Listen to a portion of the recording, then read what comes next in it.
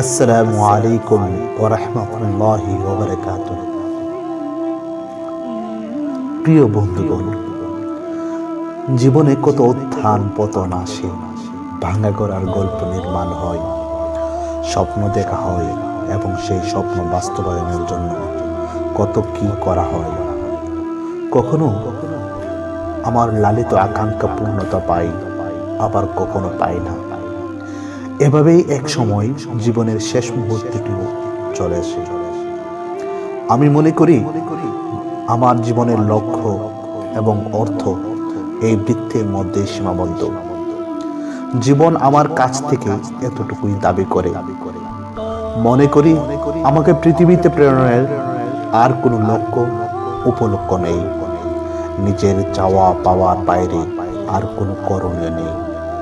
ভুলে যাই আমার একজন প্রভু আছেন, যিনি আমাকে এত সুন্দর অবয়ব দিয়ে সৃষ্টি করেছেন। রুহের জগৎ থেকে মাতৃগর্ভ থেকে পৃথিবীতে পাঠিয়েছেন। আমাকে রিজিক দিচ্ছেন, আমার চাওয়া পাওয়াগুলো পূরণ করছেন।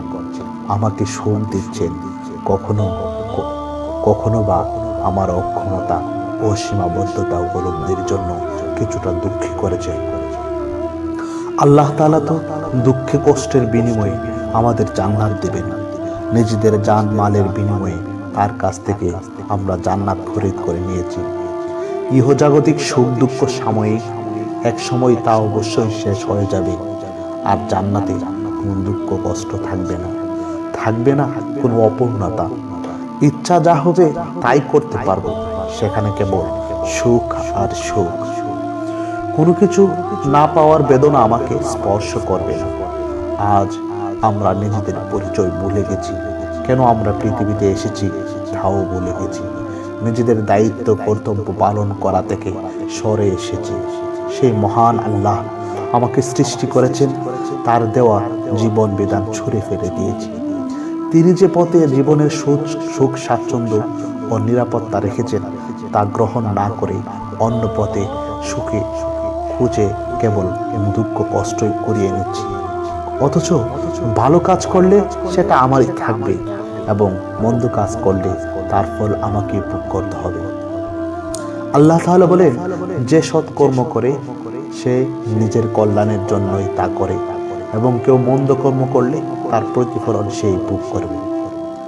তোমার প্রতিপালক তার বান্দাদের প্রতি কোনো জুলুম করবেন না। আবার আল্লাহ তাআলা সূরা আল-আনআমের 16তম আয়াতে বলেন, কেউ কোনো সৎকর্ম করলে সে তার 10 গুণ পাবে, আর কেউ কোনো অসৎ কাজ করলে তাকে তারই প্রতিদান দেওয়া হবে।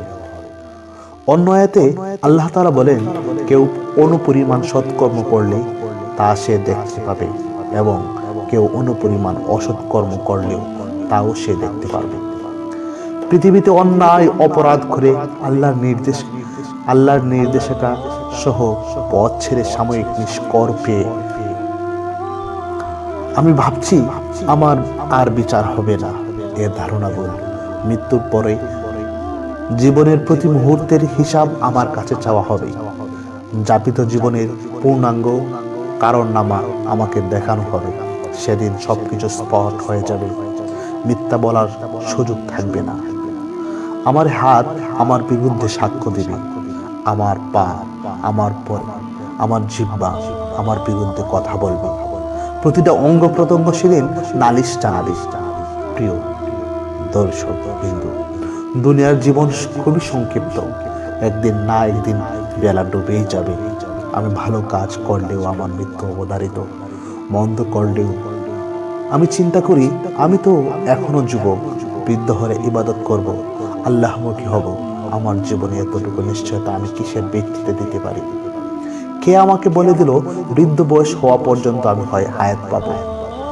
আজ অল্প অল্প আমল করে আমরা নিজেদেরকে জান্নাতি ভাবতে থাকি, অথচ জান্নাতের সুসংবাদ প্রাপ্ত সাহাবীরা নিজেদের আমলে সন্তুষ্ট হতেন না, সবসময় ইস্তেগফার করতেন, আল্লাহ তাআলার কাছে ক্ষমা প্রার্থনা করতেন। নবীজি সাল্লাল্লাহু আলাইহি ওয়াসাল্লাম দিনে কমপক্ষে 70 বার আল্লাহ তাআলার কাছে ক্ষমা প্রার্থনা করতেন। অথচ পূর্বাপর তার সমস্ত ভুল ত্রুটি আল্লাহ তাআলা ক্ষমা করে দিয়েছিলেন। এবার নিজেদের আমল ভালো কি মন্দ মিলিয়ে দেখি। দিনে কতবার আমি ইস্তিগফার পড়ি, একটু ভেবে দেখি আমার দ্বারা কি গুনাহ হয় না। আমি নিজের প্রতি জুলুম করি না, তাহলে নিজেকে কতটুকু পরিবর্তন করা উচিত একটু ভেবে দেখি। আসলে নিজেকে বদলানোর সময় এখনই। ধন্যবাদ সকলকে।